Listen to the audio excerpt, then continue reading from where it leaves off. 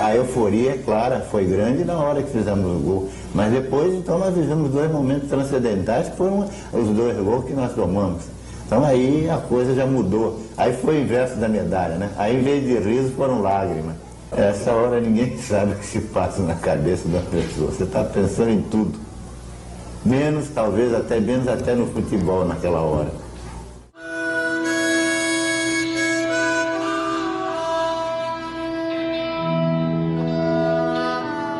Isso aí foi uma jogada que ele estava fazendo desde o início do jogo, correndo para a linha de fundo e cruzando para trás, quando vinham 2 ou 3 jogadores, o Miguel, o Schiaffino e até o próprio Abdul Varela, o Júlio Pérez, vinham para concluir. E numa dessas aí, eu pensei que ele fosse fazer a mesma coisa e ele não fez. Quer dizer, ele tentou uma outra coisa e deu certo. Azar meu e sorte dele.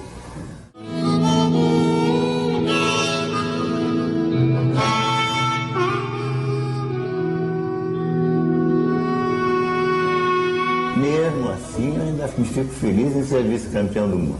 Eu hoje me sinto feliz porque ter participado de um evento daquele em que o Brasil apareceu para o mundo como potência futebolística.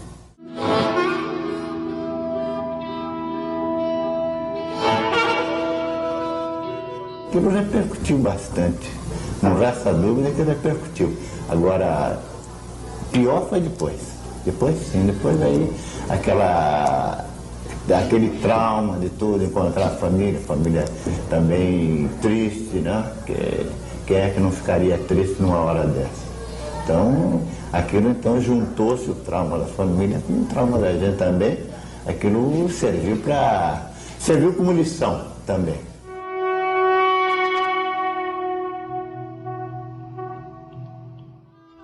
Barbosa tinha os dedos tortos por contusões. Uma máquina de escrever dá hoje um ar de antiguidade à imagem. Se a injustiça incomodava tanto Barbosa, o que os outros passaram fora dos gramados? Coração americano, acordei de um sonho estranho. O capitão da seleção brasileira de 50, Augusto, sonhava que estava erguendo a taça, mas acordava no meio da noite com as mãos vazias. Assim. Danilo voltou a sonhar com 1950 pelas décadas seguintes. Barbosa foi parar no DOPS, o Departamento de Ordem Política e Social. Juvenal se trancou em casa com o rádio ligado. Bauer voltou para São Paulo sentado no chão do trem. Bigode perdeu um apartamento. Friaça teve um surto. Só se lembra de ter acordado em Teresópolis embaixo de uma jaqueira. Jair lamentou que tinha faltado à missa antes do jogo. Ademir chorou. Disse que antes do jogo um menino que estava doente pensou que ele era Deus. Chico dizia que passaram uma semana sem conseguir dormir. Zizinho tinha um sonho recorrente e o jogo não tinha começado. Todos sonhavam em simplesmente ser reconhecidos como vice-campeões do mundo.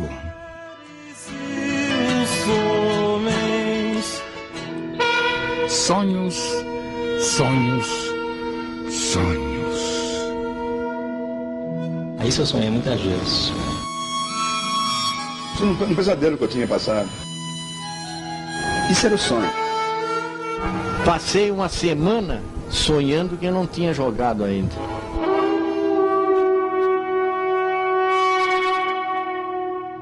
Eu estou sonhando até hoje. Esses milhões de anos estou tentando me esquecer.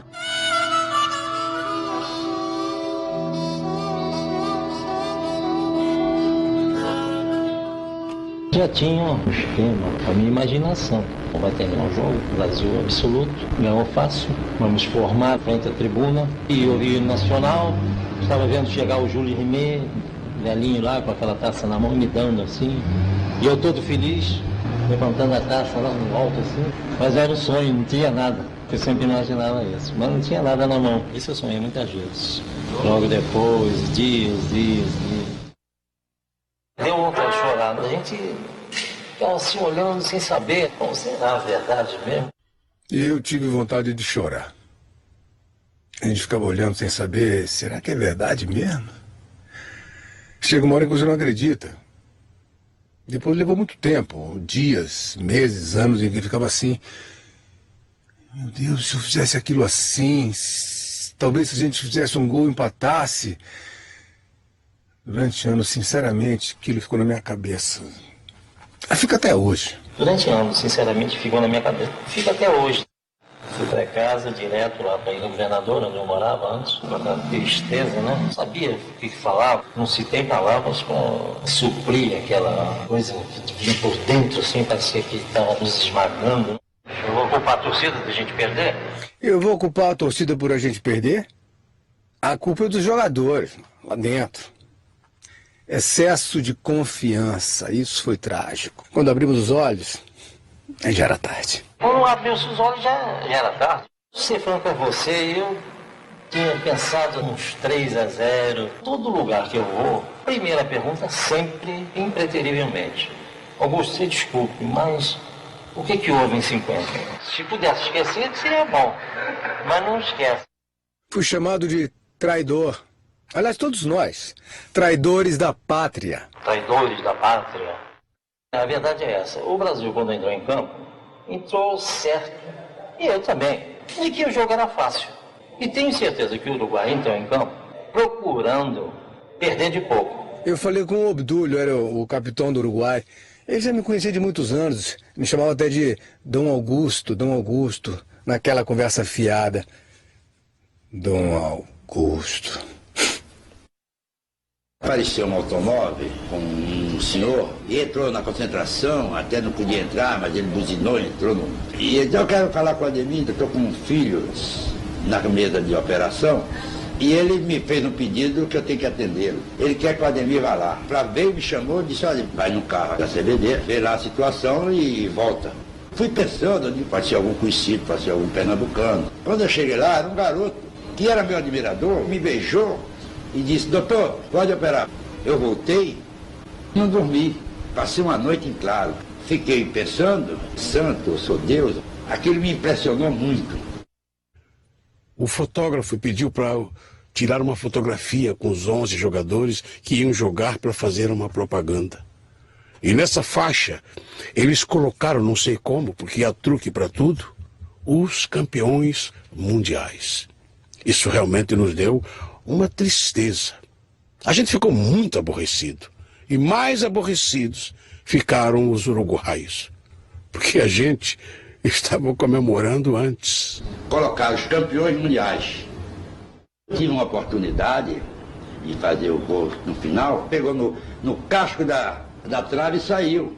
Se sai o gol ali, o Brasil era campeão. E aí campeão do mundo, eu ia me candidatar a deputado, eu já era ministro. A CBD já tinha contratado uma boate famosa aqui, na época, que era o Night and Day. Já estava tudo pronto para jantar. E depois do jogo nós desaparecemos. Nós desaparecemos. Fui para casa direto. Peguei o carro, chamei minha mulher e disse, bota umas roupas aí, nós vamos sair. A minha mulher quis saber, para onde? Eu digo, eu não sei. Enchi o tanque de gasolina, peguei a estrada Rio-São Paulo, fui bater em Itacuruçá. Procurei um hotel, já era meia-noite, o homem me conheceu, aí eu pedi, eu vou pagar dobrado. Mas faz de conta que eu não estou aqui. Não adiantou. De manhã, o hotel estava cheio de gente. É a primeira vez que eu estou falando isso. Se culpa um jogador, eu devia ser culpado, era o Juvenal. Ele tinha que dar combate ao próprio Gigia. Paulo Perdigão era meu admirador. Uma vez ele organizou uma pelada. Eu estava na pelada com ele. Peguei uma bola e errei. Eu terminei chutando um marisco. A minha unha caiu. Ele pegou a minha unha, guardou e botou dentro de um vidro. Eu sou o jogador brasileiro que numa Copa fiz mais gol. Eu fiz 9 gols em 6 jogos. Eu tenho apenas a taça de artilheiro e uma taça que não tem nem inscrição nenhuma, que a CBD mandou a gente apanhar lá. O Vidúlio, o Máspolo e o Gigia trouxeram uma plaquinha com os dizeres ao grande maestro Ademir, ao grande Zizinho. Mas a gente parece que ganhou mais prêmios dos Uruguai do que do próprio Brasil com o título de vice-campeão. Isso já me castigou há muito tempo. O segundo lugar para o Brasil não serve. Manda de novo os brasileiros para ataque com o Ademir. Servido na entrada da área, empurrou para a fiesta, atenção, entrou na área, virou. Gol!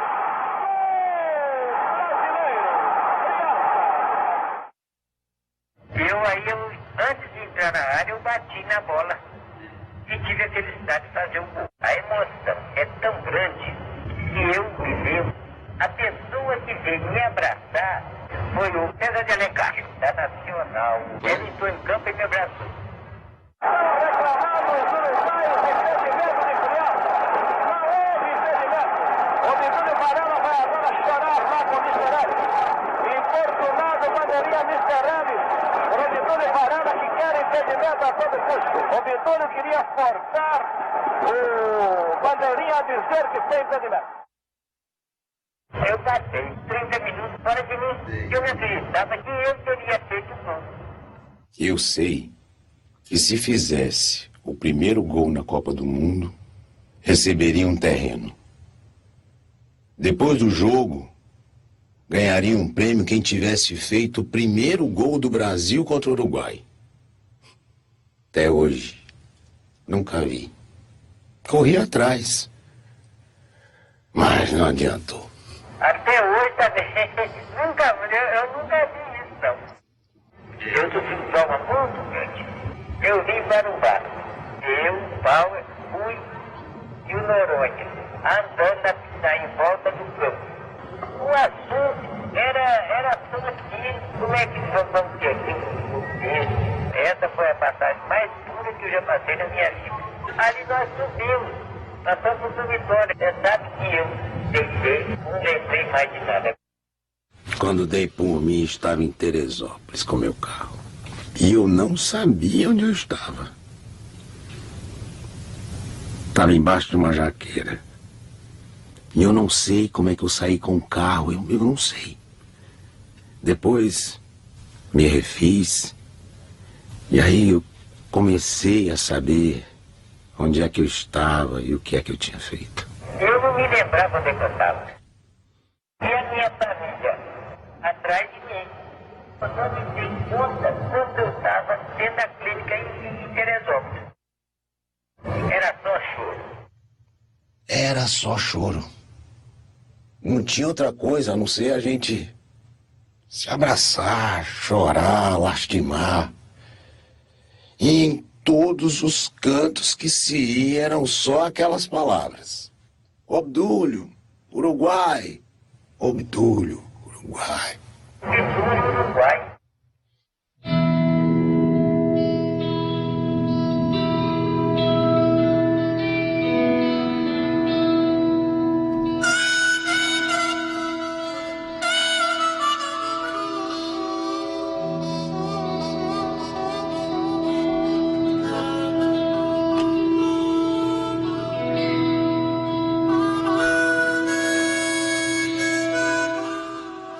Próxima parada, Porciúncula, no interior do estado do Rio. O endereço do homem que enlouqueceu o Maracanã.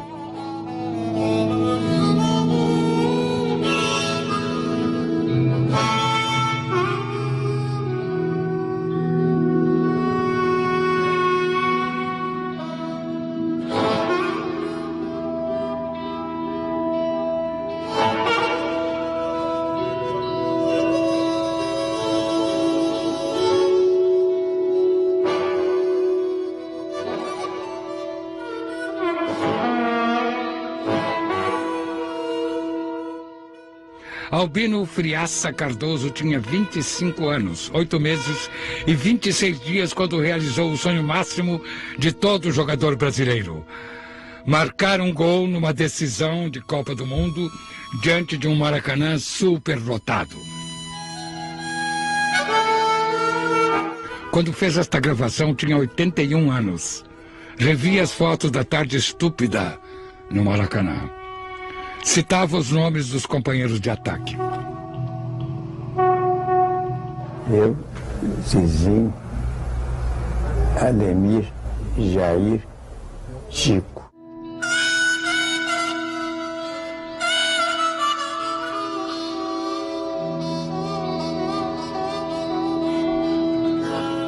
Eu sou o Friaça, o único jogador que fez um gol no final da Copa do Mundo, no Maracanã.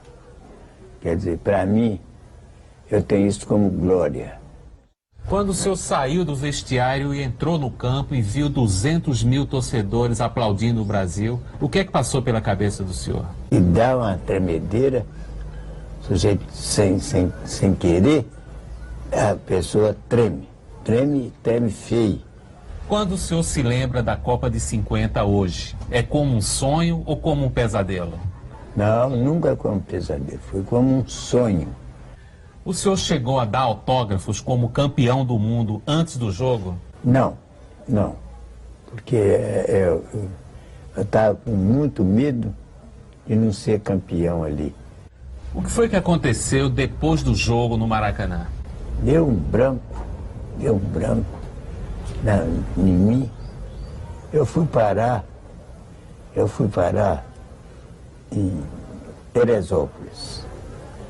Teresópolis, em vez do banco parar, não, continuou. E vim andando, encostei debaixo da jaqueira, fazia muito frio. O prefeito de Teresópolis, foi lá, me apanhou e falou, vamos embora que você está sem condição. Falou, não, já você não está bem. Qual é a lembrança mais forte que o senhor guarda do momento em que marcou o gol no final da Copa do Mundo no Maracanã? Era um cronista, muito valor que tinha ali. E eu abracei nele e caímos nós dois, fora do campo, sem saber onde é que eu estava e sem saber o que eu estava fazendo. Sei que nós dois caímos abraçados do lado de fora do campo. Hoje, quase 6 décadas depois, o que é que significa para o senhor o fato de ter sido o único jogador brasileiro que conseguiu marcar um gol numa final de Copa do Mundo no Maracanã? Isso é uma das coisas que a gente sente dentro da gente. Não há nada que tire isso da gente. Vou fazer para o senhor uma pergunta que se faz há quase 60 anos. Como é que o Brasil conseguiu perder a Copa do Mundo para o Uruguai? Os jogadores brasileiros davam tudo crente e invicto. E não era nada disso. Nós perdemos o jogo. O time estava muito certo, muito correto, entendeu? Todo mundo jogando com muito amor, mas perdemos estupidamente. Quais foram os prêmios que o senhor nunca recebeu depois da Copa de 50? Prometeram terreno, prometeram fazenda, não deram nada, mas também nós não podíamos ganhar porque perdemos o campeonato. Nunca apareceu nem papel. Terminou o campeonato e eu não vi nada, não vi. Qual foi o efeito físico que aquele jogo contra o Uruguai teve no senhor? Não, foi que eu tinha pesado 64 quilos. E vim para 59, 58, por aí. Quer dizer, eu perdi muito peso, você entendeu? Naquela partida. Mas era o horror que a gente tinha ali, do time estar perdendo, a gente não ter conserto em respirar. Deus nos deu um gol, que foi o meu.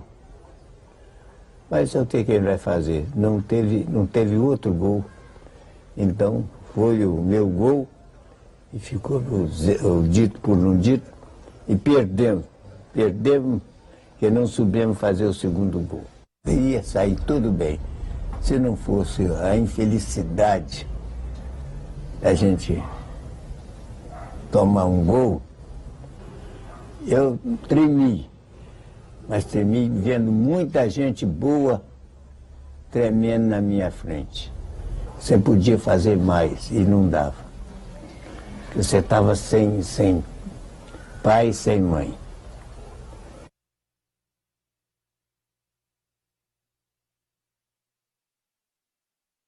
Eu fui o Ademir e o Zizinho e pedi a eles para me apoiarem que eu queria tirar o Obdúlio para fora de campo. Me disseram que eu estava maluco, eu tinha esquecido da ordem de disciplina. E eu disse que não estava maluco e sabia que se eu ganhasse eu era herói. Mas se eu perdesse eu não ia poder sair da minha casa. Essa história aí vocês não vão ver em livro nenhum porque ninguém diz. Todos sabíamos que Obdúlio Varela era a chave do time do Uruguai. Era um jogador que tinha comando. Um líder absoluto dentro do time. E eu sabia que se ele saísse de campo... Bastava eu dar uma entrada desleal e pronto. Tio essa maldade. Dava um tapa, cuspiu, dava um soco e depois diziam que estavam acariciando. Eu não admiti nunca essa carícia comigo. Os jogadores saíram chorando. Os jogadores saíram de campo chorando. Os outros não conseguiram dormir. Passei uma semana quase sem dormir. Passei uma semana sonhando que eu não tinha jogado ainda. Vocês podem imaginar o quanto eu sofri. Eu sonhava que nós íamos jogar, ainda não tínhamos jogado. Tínhamos como certa essa Copa do Mundo. Depois dessa derrota, a gente passou a ver as coisas já de outra maneira. Não com a facilidade com que a gente via. Quando faltavam poucos minutos para acabar o jogo, veio uma bola cruzada da direita. Parti para dar de primeira no outro canto, mas o Ademir, na minha frente, apanhou essa bola. Estava 2-1. Eu empatava e dava a Copa do Mundo, e se ele deixa a bola, eu não tenho a menor dúvida que eu fazia o gol. 1950 não sai da cabeça de ninguém. E vi eu sou apresentado na rua, esse é o Bigode, que perderam a Copa do Mundo de 50. Ganhei, mas não levei. Um concurso, o jogador mais popular do Rio, né? Era um apartamento, se não me engano, era na Tijuca. Levei na justiça, não tive prejuízo, que o advogado não me tomou dinheiro ainda. Disse que deu prejuízo, porque o Brasil perdeu. Em todas as Copas, continuam me criticando do mesmo jeito. É televisão, é rádio. Continuam me criticando do mesmo jeito. Dei a pancada no Júlio Pérez, porque se eu pegasse o tornozelo e sair, ganhava o jogo fácil. Desarticulava totalmente. A máquina do Uruguai era Júlio Pérez. Aí quando chegou do Varela, ele disse, Machado, calma. Obdúlio Varela. Você não entende nada do que ele fala. Parece que ele fala chinês. Fala rápido pra burro. Eu não entendia nada do que ele falava. Deu tapinha aqui no pescoço pedindo calma, por trás ainda, né? Me culparam porque eu não reagi a uma coisa que não houve. Uns disse que cuspiu na cara, outros foi tapa, não houve agressão do Obdúlio Varela. Em mim foi covardia que fizeram. Mas eu que sofri mais com essa calúnia, me chamando de covarde. O único combatido fui eu. Fora do campo, os jornalistas venderam a mercadoria errada e com calúnia. Disseram que eu, machão, tinha apanhado na cara em pleno Maracanã. 2 dias depois, eu sentei num bar ali nas Laranjeiras, eu não sei, com um cidadão perto. Tu é covarde, apanhou na cara. Eu olhei pra ele, eu não quero que o senhor me bata não, eu quero que o senhor me encoste só o dedo no meu rosto aqui. Daí eu vou massacrar você aqui, ó. Aí levantei e fui embora. O lance do gol não tinha perigo nenhum. Aquilo foi uma total infelicidade. De Barbosa e minha. Total infelicidade. Levantamos às 5 horas para ver a igreja. Foi na véspera, foi no sábado. Os uruguaios devem ter ido em 2 igrejas, né? Nós fomos em uma só. Eu só olhei para trás quando eu vi o silêncio do público. Eu ponho a mão na cabeça. Foi a decepção quando eu vi a bola quase encostando na rede. Aí que decepção.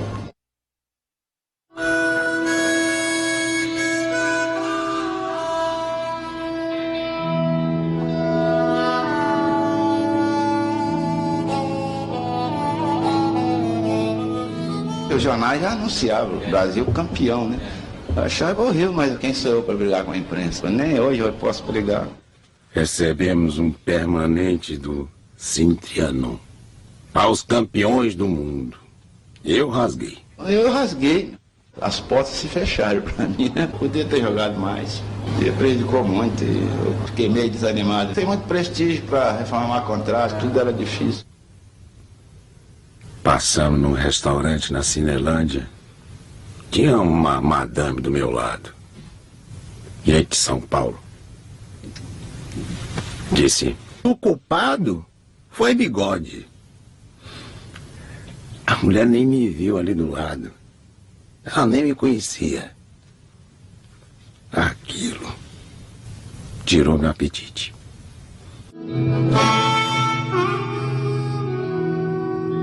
Zizinho, um dos craques da seleção, dizia ter um contato telepático com Obdúlio Varela, o capitão do Uruguai. Uma das heranças mais esquisitas deixadas pelo drama de 1950. Eu sei sempre como ele está, ele sabe sempre como eu estou. Também não sei explicar isso, não. Eu sei explicar, ele também. Porque a gente sempre se lembra um do outro, sabe? E eu também me preocupo muito com ele. Diante da câmera, Zizinho confirmou. Um segredo que o Ademir me contou durante a entrevista e disse: olha, quando você for entrevistar o Zizinho, você toque nesse assunto que é verdade, mas não diga que fui eu que contei. O Ademir me disse que é o seguinte, que você durante anos, depois da Copa de 50, se comunicava com o Obdúlio Varela, por telepatia não, mas se comunicava por ele em pensamentos. Exatamente. Como era essa história, esse contato? Não sei, nós sabíamos que o pensamento um do outro.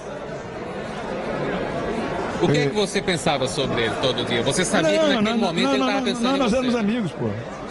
Simplesmente nós éramos amigos e fomos adversários. Adversário do jogo mais dramático que eu tive na minha vida e que ele também. Ele ficava, o Odúlio morreu dizendo assim: eu sei o que acontecia aqui, eu nem jogava aquela partida. Certo. Agora esse contato, porque ele era espírita também, não? Eu não sou, você sabe que eu sou espírita? Não sei, estou perguntando. Talvez seja por aí. Era por aí, né? É, por aí. O Odúlio um dia chegou aqui no Brasil: estou precisando de vocês. Um hospital de um amigo meu lá que vai fechar, de crianças, e é uma tristeza porque é uma obra maravilhosa. E o que nós podemos fazer para melhorar o hospital do homem?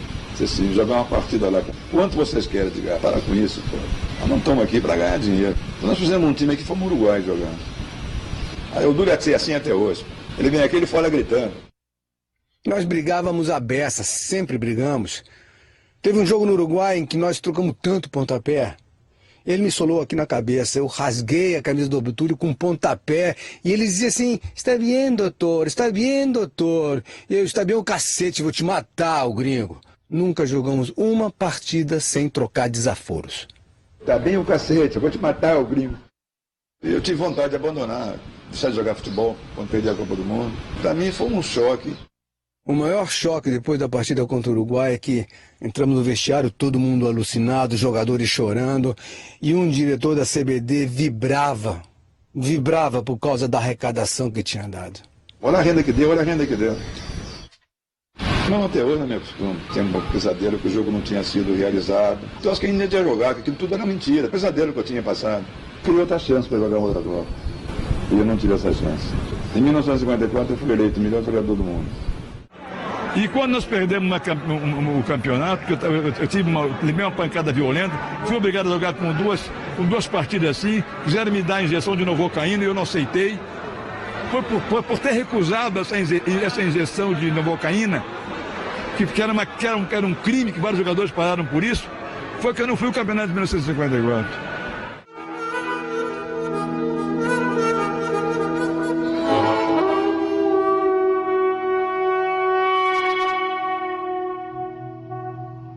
Nós ouvimos o discurso do seu Cristiano Machado, que era candidato a presidente, do senhor Ademar de Barros. Houve uma desconcentração. A gente não tinha nem noção de como era uma Copa do Mundo. Não tínhamos contato com países estrangeiros, com outros países que também jogavam futebol. A gente via algumas vezes os reis do futebol, como eram chamados os ingleses, quando aparecia um filme no Cineac. Olha lá o campo cheio de lama. Como é que eles podem jogar assim? Naquela época, um jornalista chegava e dizia assim: pô, tem que botar minha matéria no jornal, tem que fazer agora. Você estava dormindo, né? Tinha que rodar para você atender. Aquilo não era uma concentração, era uma batalha de confete. Saímos do almoço para ir para a sala dos troféus do Vasco para ouvir discurso desse político doce. Eu ainda falei assim: pô, o jogo já acabou? E vontade de dar um esporro naquele momento. E não podia, né? Pô? Era os homens que iam ser os presidentes do país. Fui na banca de jornal e tinha uma fotografia do Brasil com a faixa de campeão. Eu comprei esse jornal e dei para meus colegas do time. E olha aí, já são campeão. Eu disse, olha aí, no jornal já somos campeões. Você quer uma arma maior para dar ao adversário? Não podiam dar uma injeção maior, um doping maior para o time uruguaio que esse. Eu cansei de assinar autógrafos como Brasil campeão do mundo. O general Mendes Moraes, o prefeito da cidade, jogou em cima da gente. Eu dei o estádio a vocês, agora eu quero de vocês o campeonato. Brasileiros, vós que daqui a alguns minutos sereis sagrados campeões do mundo. Vós que não tendes rivais em todo o planeta. Vós a quem eu já saúdo como vencedores. Cumpri minha palavra construindo esse estádio. Cumpram agora o seu dever, ganhando a Copa do Mundo.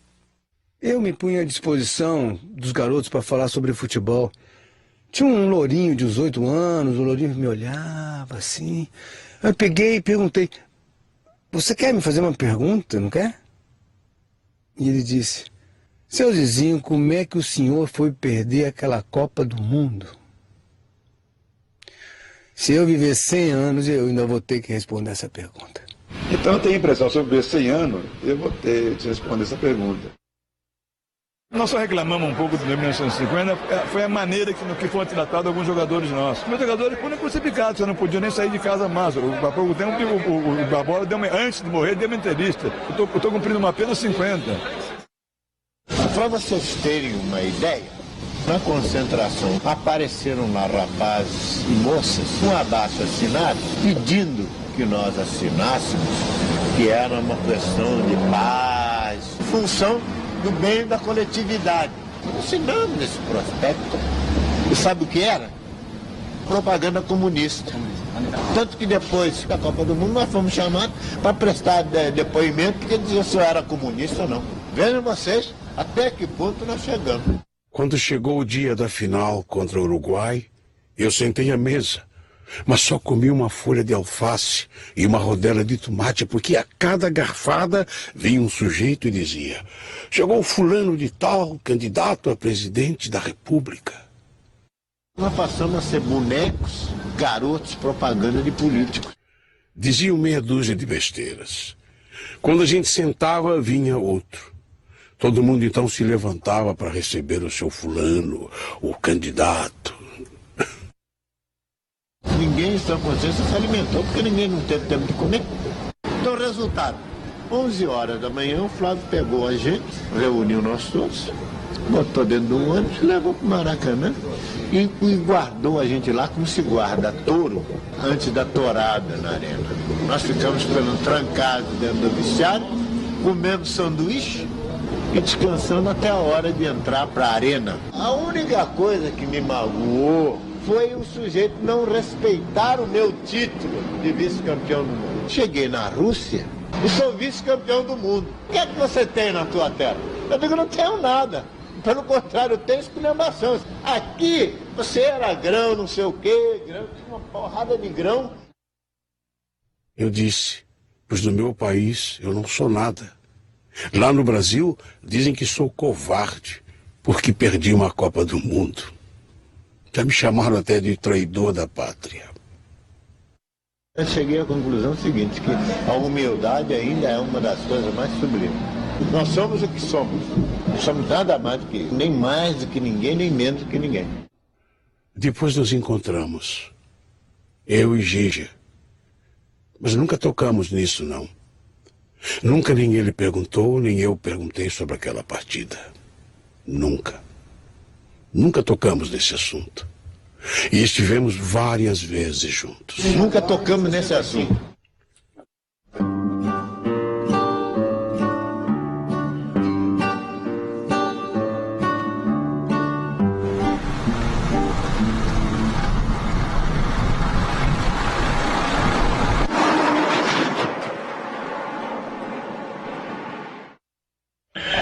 Pico de años jugué al fútbol.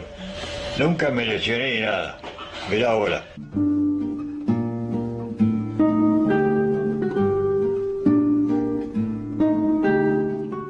Um caminhão veio da direita, pegou o carro de Didia no quilômetro 12 da Rota 5, perto de Las Piedras, em junho de 2012.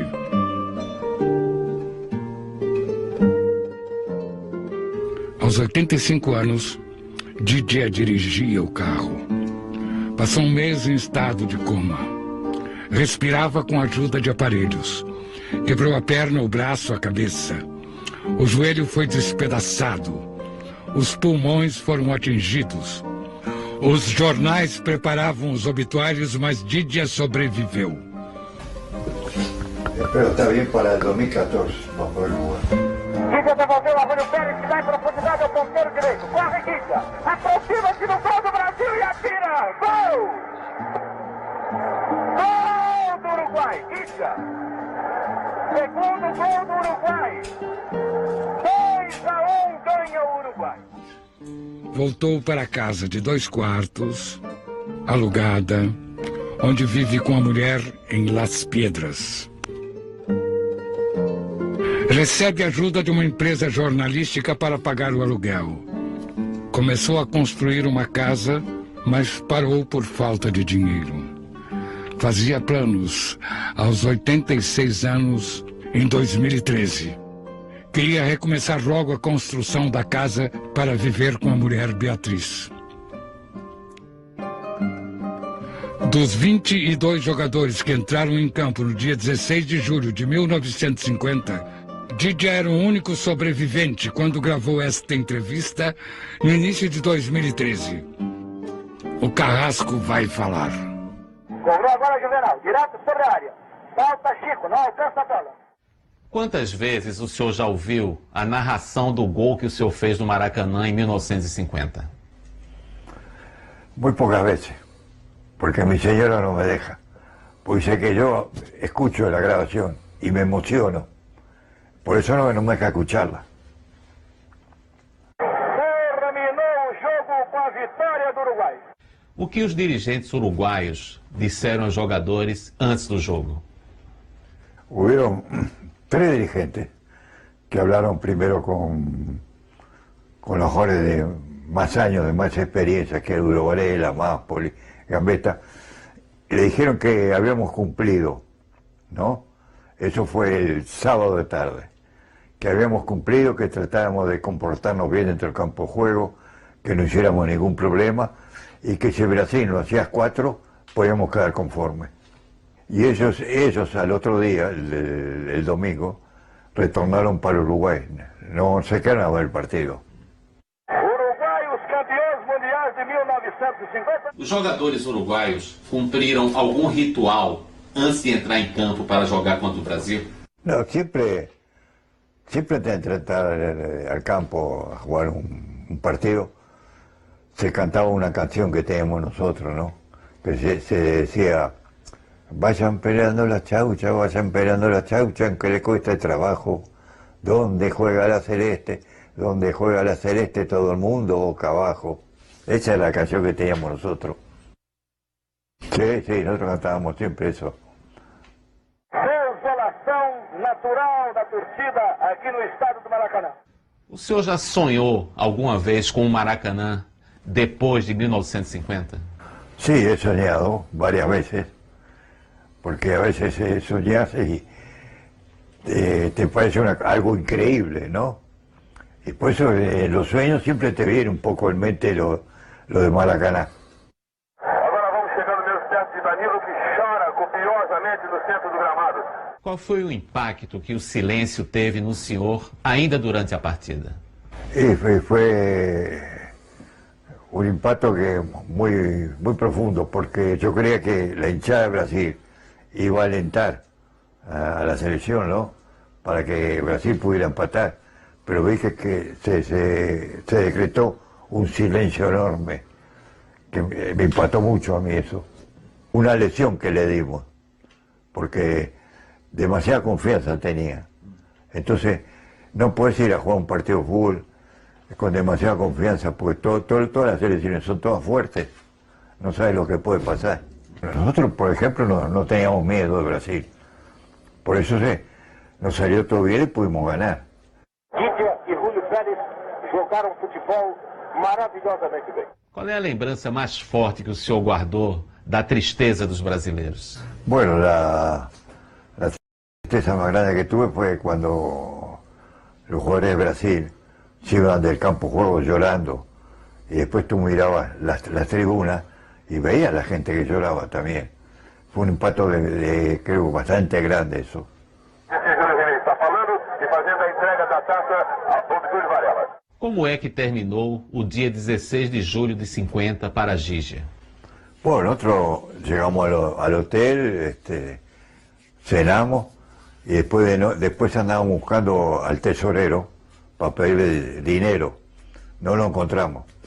Entonces hicimos una coleta entre nosotros los jugadores, sacamos plata y con eso compramos unos sándwiches y cerveza y fuimos un cuarto a festejar. Así festejamos nosotros. Después que comimos sándwich y tomamos cerveza, como a las 2 de la mañana terminamos y nos fuimos, cada uno se fue a su dormitorio a dormir. Yo terminé, estábamos en el Hotel Paysandú. Al otro día sí, me levanté temprano, ¿no? Y Brasil estaba un poco desierto, un poco silenciosa. A seleção brasileira não conseguiu render aquilo que se esperava. Que prêmio o senhor recebeu por ter sido campeão do mundo? Bueno, el premio que nos dio la Asociación Uruguaya de Fútbol, para nosotros era muy chico. Nos dio 2.500 pesos, que en esa época debería ser unos $1.500. Fíjate que por un campeonato del mundo que te den $1.500, no sirve, ¿no? No es un reconocimiento que hicieron.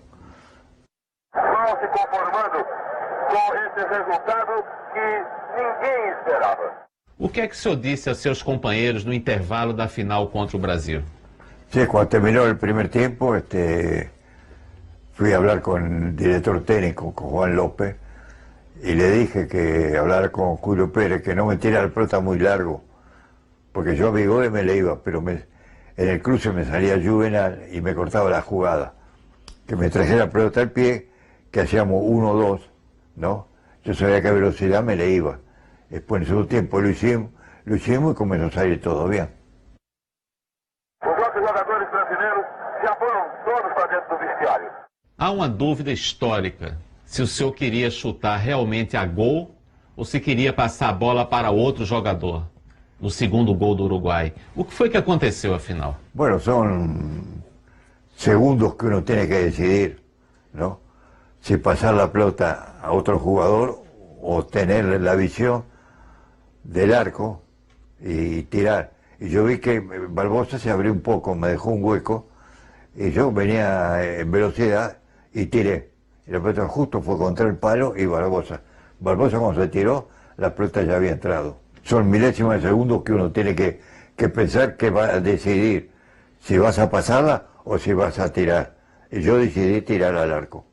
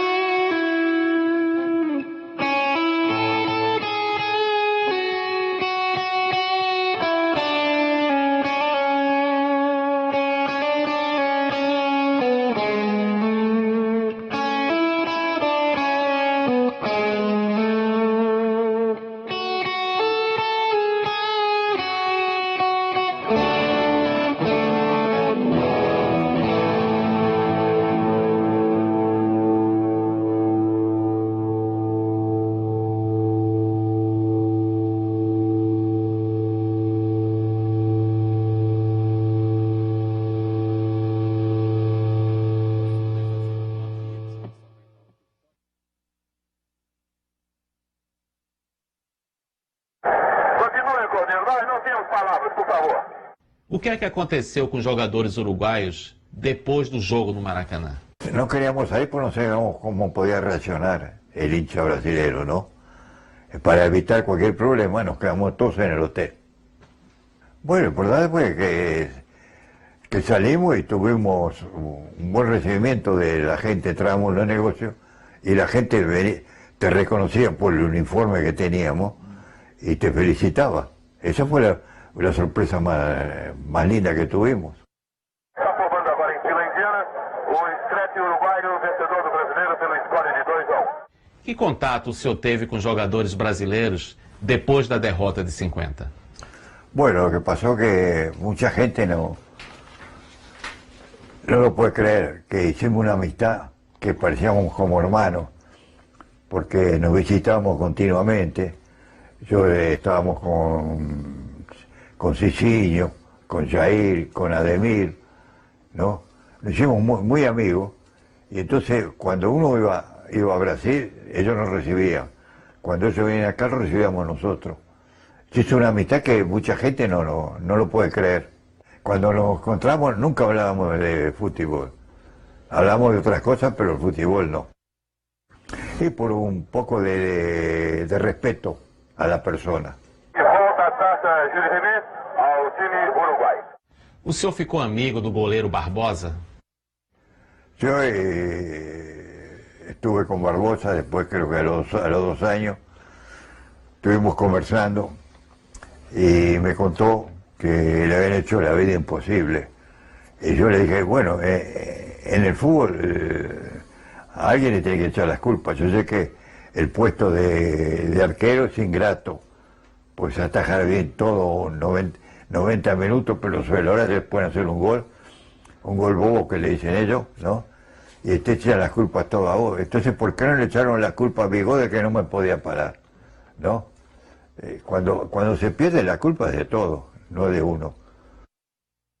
Parecia ter chegado no presidente da República, né? Gente em volta, o pessoal do edifício todo, né?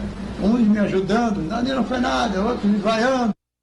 Eu fui chegar em casa, quando eu saltei na praça ali, parecia que tinha chegado o presidente da República. Vaias, vaias, vaias. E eram para mim. Era eu, né? Não podia nem chegar na janela, porque estava todo mundo embaixo olhando, parecia até um herói, né? Cheguei no jogo, assim, eu perdi, rapaz. Eu tive que sair daqui do Rio, porque não ia nem andar na rua aqui, que era uma tragédia. Eu estou sonhando até hoje, esses milhões de anos estou tentando me esquecer. Quando eu estou me esquecendo, eu vou separando. Quando aconteceu o nosso primeiro gol contra o Uruguai, nós pensamos a mesma coisa, como sempre pensamos, em golear todo mundo. Golear todo mundo, né? Sempre respeitei o futebol, mas não fiz dizer assim, aqui nada, isso é fácil, né? Mas a gente está em campo para não levar goleada. Nunca respeitei com tanta convicção daquele jogo em diante, né? Depois do futebol, o mistério, a loucura, a paixão devido a isso. Eu me lembro que na véspera do jogo o Flávio Costa botou a gente para dormir 9h30, 10 horas, todo mundo dormindo. E uma turma jogando baralho dentro do banheiro até 10, 11 horas, ficavam escondidos jogando aquele baralhinho. E nós estávamos aquele povão ali, e a gente era a alegria que ia dar aquele povo, que eu pensava na tristeza que ia acontecer, tristeza que nós estamos levando para aquele pessoal ali. Estamos se preparando para aquela festa, né? O carnaval já está pronto, deu um homem, não pude conter as lágrimas, né? Que me desceram pelos olhos. Diz que você vai discutir a vida toda, né? E não vai se conhecer por que aconteceu aquilo. Né? Não precisa dormir para sonhar, não, acordar já está sonhando. Era época de eleições após o campeonato. Vários políticos sempre ao lado, querendo tirar retratos com a gente. Depois do jogo, ó, devem ter rasgado e jogado fora. A seguir veio o campeonato carioca. Era uma tristeza, porque a não ser a torcida do Vasco, os adversários todos vaiavam. A gente vendeu no Brasil. Se pudesse, até o time abandonar até a carreira, não quero mais jogar não, né? Nós viajávamos muito de trem, ó. São Paulo, Rio, São Paulo. E estava um repórter da revista Cruzeiro dizendo que ia ficar comigo após o jogo do domingo. Eu falei, vou embora para São Paulo, que a minha mãe e meu pai. Então eu comprei a passagem. O cidadão me forçou a devolver a passagem, a ficar no Rio depois do jogo. Chegou no domingo, não tinha revista, não tinha repórter, não tinha ninguém ao meu lado, eu estava sem passagem. Depois do jogo, me morreu. Tirar o Zé Camelo, de aqui em São Paulo, e aí ele vai para a estação.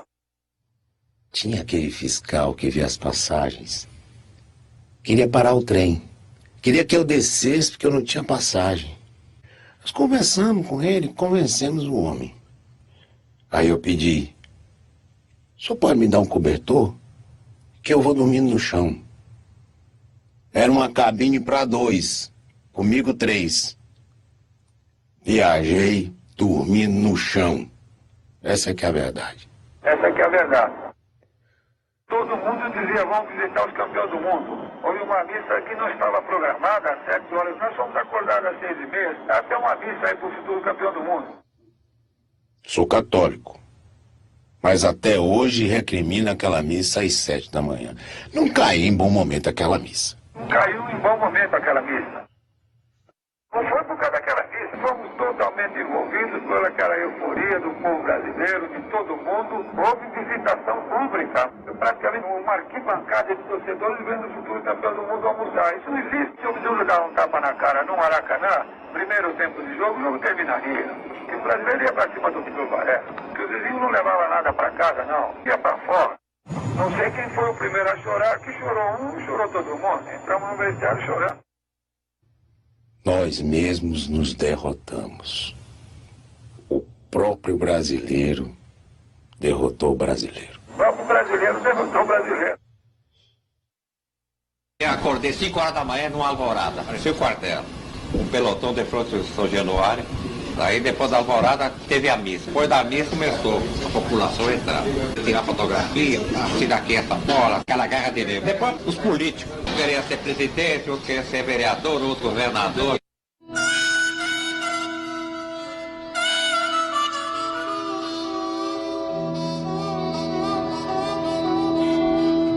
Houve um erro técnico. O nosso treinador disse disciplina em primeiro lugar.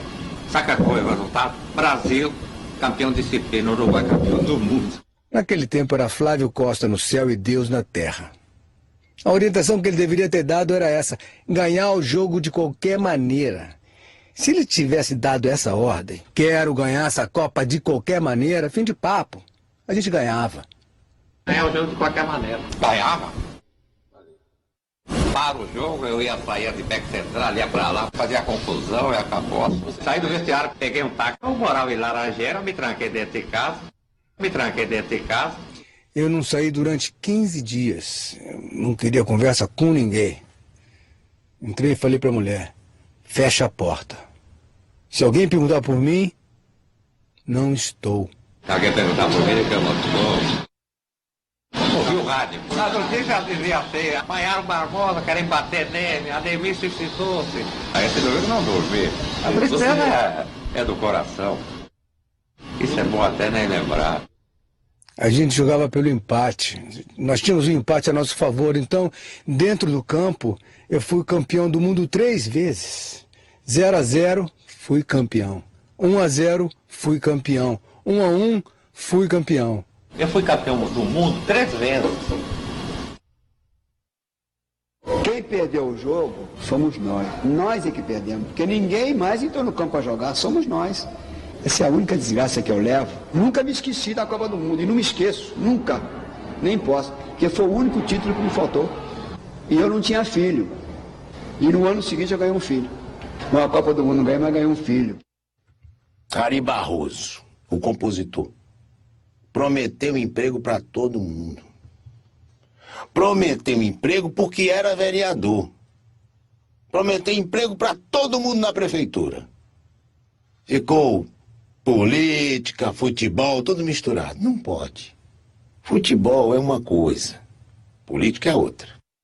Nós, da seleção dos 50, éramos tão unidos que o Flávio um dia dispensou todo mundo para ir para casa e não foi ninguém para casa. Isso você nunca ouviu ninguém dizer.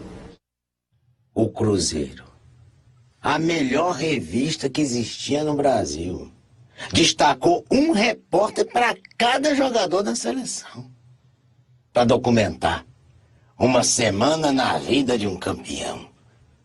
Depois da derrota, depois das desgraças, acontecem versões que eu fico até horrorizado. O Abdul Varela bateu no bigode. Mentira, não deu tapa no bigode. O Brasil não suporta ser vice-campeão. O Brasil não suporta isso, ser vice-campeão. Eu saí do vestiário, uma moça mandou me chamar. Quando ela mandou me chamar, eu fiquei muito preocupado. Eu estava no canto lá, mudando minha roupa, nem banho nós tomamos. Levantei na hora, vesti meu calção e fui lá atender a moça. E me abraçou chorando, eu comecei a chorar. E aquilo me confortou muito. Você atravessa aquele túnel, chega ao vestiário, tira a roupa, senta e começa a chorar. Aquela moça me confortou. Deu um abraço, chorando. Você precisava ver. Foi sensacional. Devia ter televisão naquela época. Foi sensacional, devia ter televisão naquela época. A Copa de 50 foi o último grande acontecimento brasileiro antes da chegada da televisão ao país. A TV chegou ao Brasil no dia 18 de setembro de 1950, 2 meses e 2 dias depois da final do Maracanã. Acabou o jogo, na saída, eu fui lá na Nossa Senhora da Vitória e agradeci a ela. Não foi porque ganhou, porque perdeu, não. Porque eu não me machuquei, ninguém se machucou. Isso é importante. Fui lá, rezei, meu Padre Nosso, agradeci a ela. Corner contra o Uruguai no último instante da luta.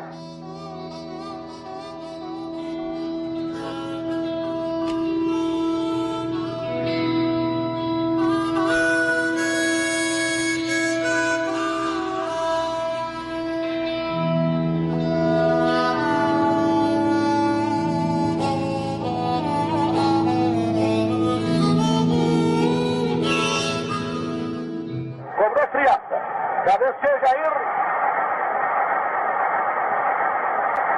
Terminou o jogo com a vitória do Uruguai.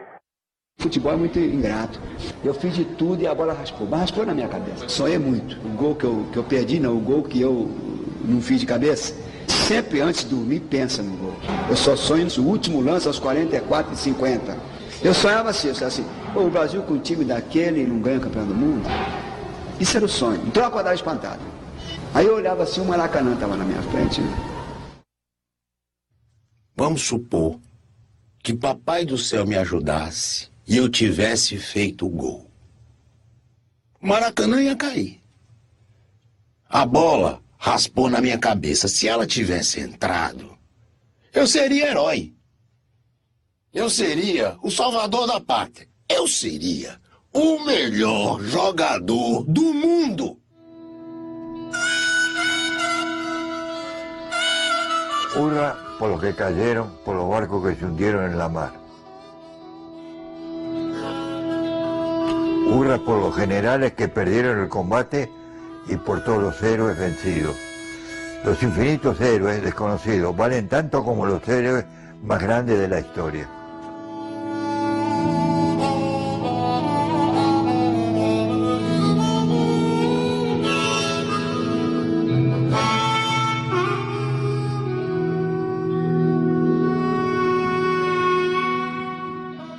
Barbosa, Augusto, Juvenal, Bauer, Danilo, Bigode, Friaça, Zizinho, Ademir, Jair e Chico.